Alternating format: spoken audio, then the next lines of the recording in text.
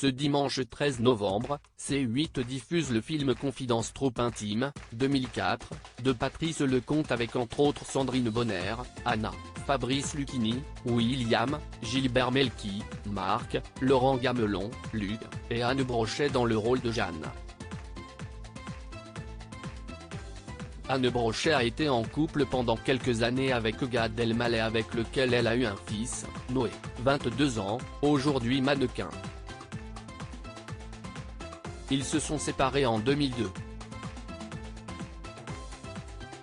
Dans son roman autobiographique Le Grain amer, édition Le Seuil, publié en 2015, Anne Brochet, discrète sur sa vie privée mais aussi dans la sphère médiatique, était revenue brièvement sur sa relation avec l'acteur de 51 ans. J'ai pensé qu'avec lui, je pourrais vivre la vie désinvolte et feutrée. Il semblait pragmatique, constant, amoureux, joyeux, insolent et il me voulait, moi, avait écrit l'actrice qui fêtera ses 56 ans le 22 novembre prochain. Une rencontre sur les planches pour Anne Brochet et Gad Elmaleh en octobre 2018, Gad Elmaleh accordait une interview aux Parisiens pour la promotion du spectacle L'Invitation dont il a partagé l'affiche avec Philippe Lelouch. Cette pièce marquait le retour de Gad Elmaleh sur les planches. Une saveur assez particulière pour l'humoriste qui avait confié « La dernière fois que j'ai joué au théâtre, c'était il y a une vingtaine d'années.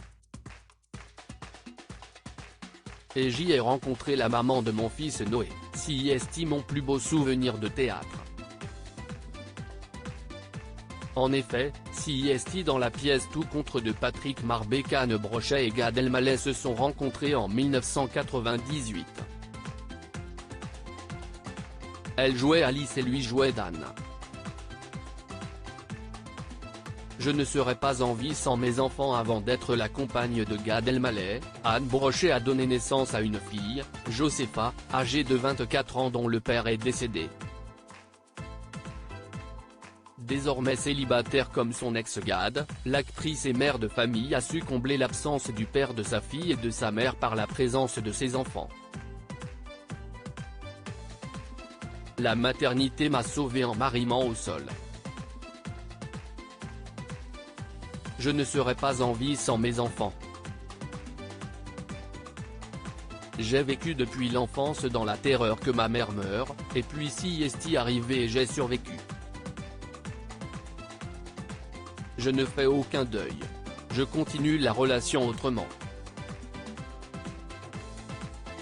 Si le père de ma fille m'appelait à l'instant, je décrocherais le téléphone sans étonnement, confiait-elle au journal du dimanche en 2015.